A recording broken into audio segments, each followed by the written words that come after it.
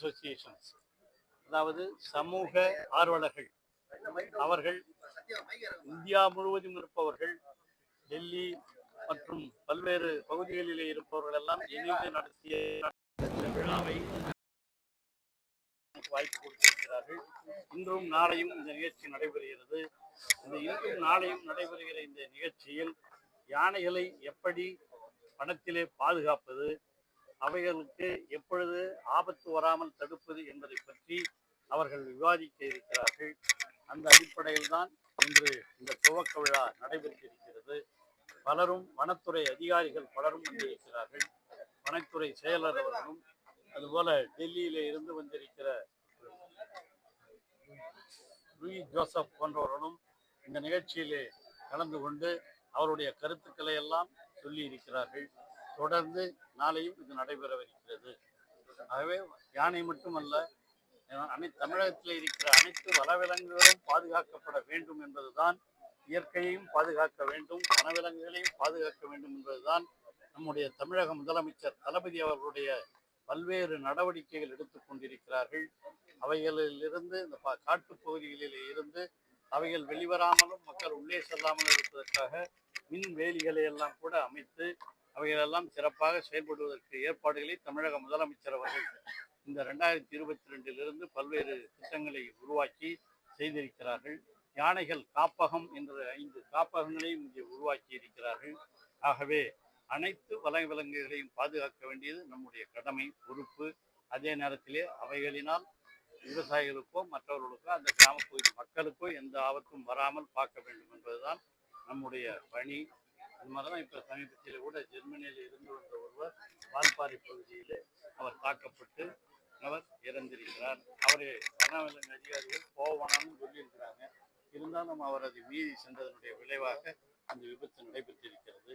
ஆகவே மக்களும் இதற்கு ஒத்துழைக்க வேண்டும், வனவிலங்கு அதிகாரிகளும் அதற்கு முழுமையாக தங்களை ஈடுபடுத்திக் கொள்ள வேண்டும். உங்கள் சார்பாக அதை கேட்டு, இந்த எலிபென்ட் காரிடார்லாம் வந்து மின்வேலிகள் அமைக்கிறோம் அப்படின்னு சொல்றீங்க, அதனால யானைகளுக்கு ஏதாவது பாதிப்புகள் ஏற்படாது?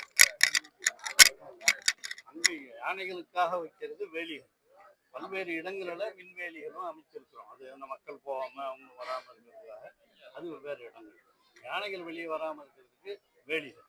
இந்த யானைக்குள்ள இந்த மாதிரி காட்டுக்குள்ளேயே போய் சொல்றவங்களாம் அந்த காலத்துல இருந்து இருக்காங்க. தந்தத்துக்காக இந்த மாதிரி பல்வேறு நிகழ்ச்சிகள்லாம் நடைபெற்று இருக்கின்றன.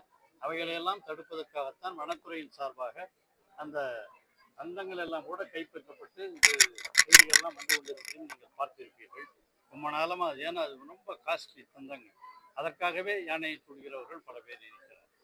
கோவை குடியிருப்பு பகுதிக்குள்ள யானைகள் வருவது அதிகரிச்சுட்டே இருக்கு. அதுக்கு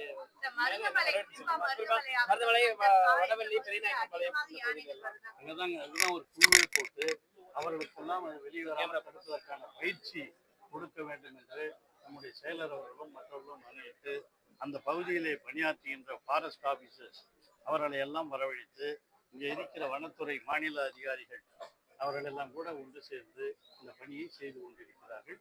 நிச்சயமாக விரைவில் அந்த நிகழ்வுகள் நடப்பாமல் இருப்பதற்கு எல்லா நடவடிக்கைகளும். இதுவரை பல வழக்குகள் நடைபெற்றுக் கொண்டுதான் இருக்கு. சமீபத்தில் கூட விழுப்புரத்திலே ஒரு இடம் கைப்பற்றப்பட்டதை நீங்க பார்த்துருக்கீங்க. அந்த மாதிரி தந்தை எங்க இருந்தாலும் யார் வச்சிருந்தாலும் அது கண்டுபிடிக்கப்பட்டால் உடனடியாக நடவடிக்கை. யானைகளால் பாதிக்கப்படுபவர்கள் யாருன்னா இருந்தா கூட அந்த பாதிக்கப்படுபவர்களுக்கு உடனடியாக வனத்துறையின் சார்பாக நிதியும் வழங்கப்படுகிறது. 50 லட்சம் ரூபாய்ல அவங்க கொடுக்குறாங்க.